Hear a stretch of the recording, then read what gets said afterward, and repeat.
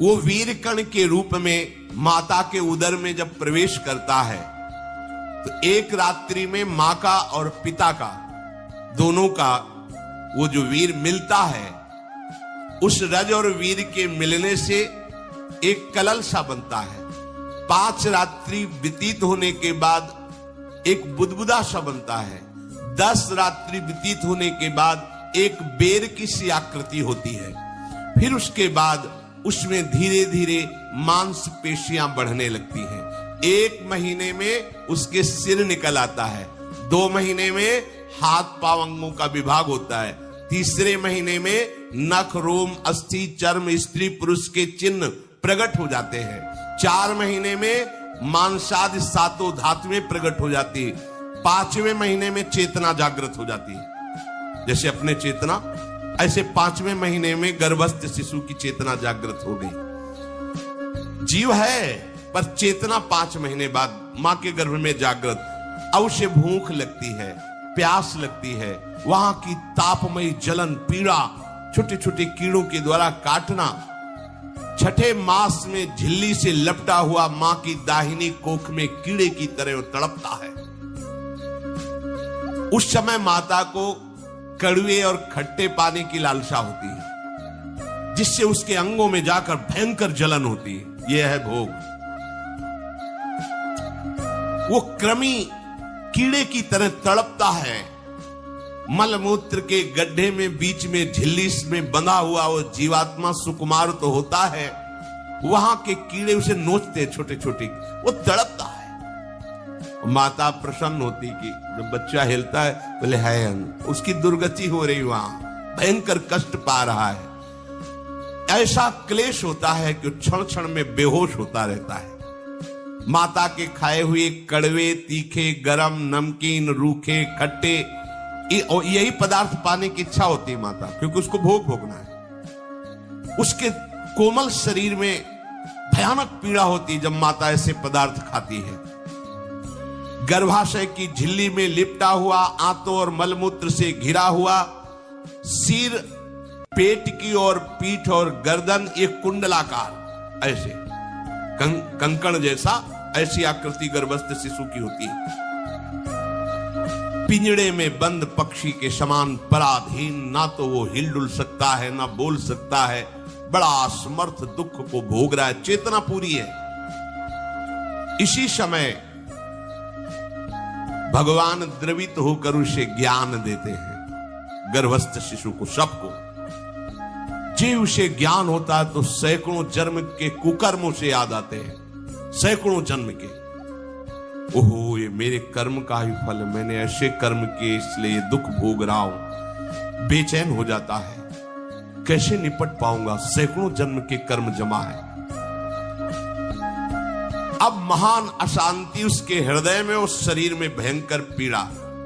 कुंडलाकार शरीर है, हिल भी नहीं सकता है, बस कीड़े काटते, बड़ी तड़पन, बड़ी जलन, भूख प्यास की जलन। अब एक और भयानक जलन हुई, उसे स्मरण हो जाता है कई जन्मों के, सैकड़ों जन्मों के पाप कर्मों का।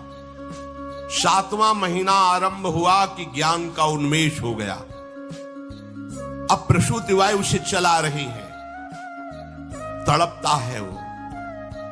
सप्त धातु में स्थूल शरीर से बंधा हुआ वो जीव भयभीत होकर के पुकारता है, अगर कोई भगवान है तो एक बार मुझे यहां से निकाल दे। वो विनय करता है भगवान से, कोई अगर भगवान है जिसने मुझे इस बंधन में डाला है, एक बार निकाल दे, यहां से जाके केवल भजन करूंगा। जीव कहता, जंतुरुवाच तस्योपशन्नमवितुम् जगदिच्छयात् नाना तनोर्भुवि चलच्चरणारविन्दम् सोऽहं व्रजामि शरणं रकुतो भयं मे येनेदृशी गतिरदर्श सतोनुरूपा। हे प्रभु, मैं बड़ा अधम हूं। ये ज्ञान भगवान की तरफ से गर्भस्थ शिशु को होता है। देखो स्वयं वो इतना कष्ट पा रहा है, फिर जब आप गर्भ हत्या करते हैं तो आपका पाप कितना बड़ा होगा सोचो। सब माताओं से विनय है, संयम से रहो, सावधान रहो। ये हत्या ऐसी नहीं कि तुम्हारे दान पुण्य से क्षमा हो जाएगी। ये जो भ्रूण हत्या है, गर्भ हत्या है, बहुत बड़ा पाप है। आप लोग अज्ञान के कारण इसको ध्यान नहीं देते, इसे खिलवाड़ समझते हो। कितना ज्ञान है। बेटी ही मां है, बेटी ही बहन है, बेटी ही पत्नी बनती है, बेटी ही किसी के जीवन को धारण करने वाली बनती है। और आपने गर्भ में देख लिया बेटी है, तुम स्वयं मां होकर उसका साथ दे रहे हो, उसका नष्ट करने के लिए। हमारी तो बात ही समझ में नहीं आती, क्या बुद्धि भ्रष्ट हो गई। अगर पुरुष का इतना महत्व है तो बेटियां ना हो तो तुम्हारी कौन सी गति होगी, सोचो जरा। जीना मुश्किल हो जाएगा तुम्हारा। तुम पुरुष किस काम के रह जाओगे। तुम्हारा अर्धांग काट दिया जाए तो तुम कैसे होगे। ये स्त्री स्वरूप अर्धांग है।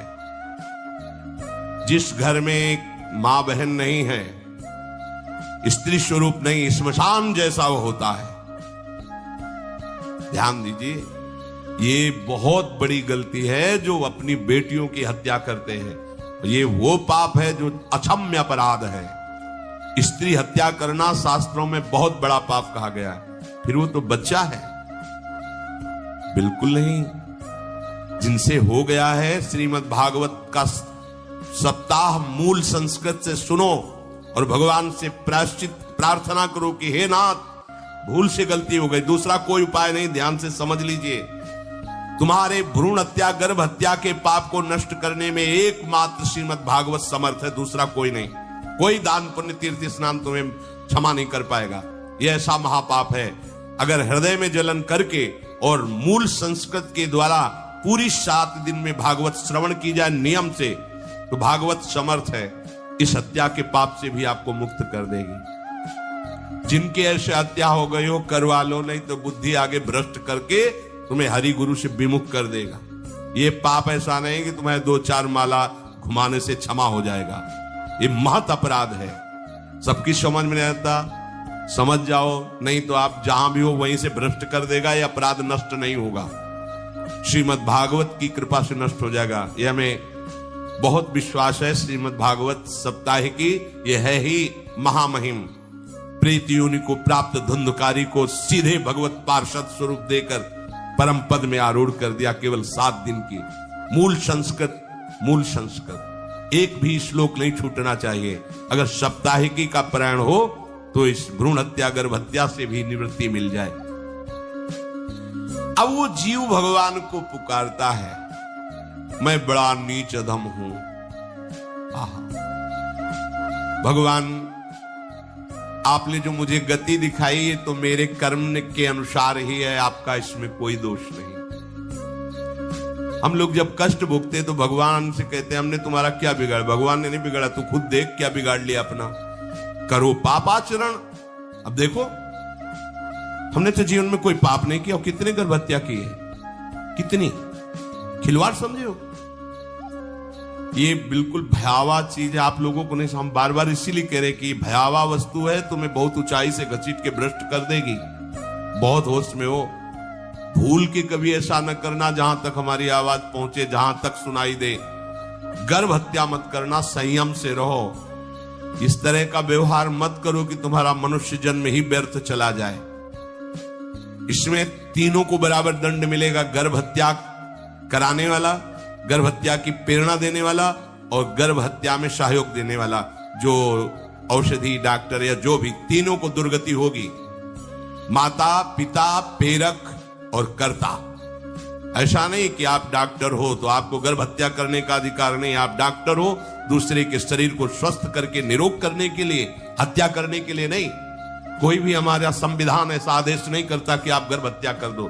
ना भागवतिक और ना भारतीय संविधान ऐसा संविधान आदेश नहीं करता। अब वो जीव कह रहा है कि प्रभु मेरे योग्य ही है आपने जो मुझे दंड दिया है। मैंने सुना है कि आपकी शरण में जो आता है आप उसकी रक्षा कर लेते हैं। आपकी जो शरण में हो जाता है वो इस भूमि पर, भारत भूमि पर, विश्व पर निर्भय विचरण करता है, कोई उसे भय नहीं प्रदान कर सकता। प्रभु, मैं इस माता के उदर में माया का रहस्य न जानने के कारण ऐसे कर्म किए कि मैं आ गया हूं, बहुत दुख पा रहा हूं। हे निर्विकार अखंड बोध स्वरूप परमात्मा, मैं बार बार नमस्कार करता हूं। प्रभु, मेरे ऊपर कृपा कर दो, एक बार इस गर्भ से निकाल दो। मैं यहां से बाहर जाकर आपका निरंतर भजन करूंगा। ये वादा करके आए हम प्रभु से सब। प्रभु ने करुणा करके हमें चांस दिया है मनुष्य शरीर।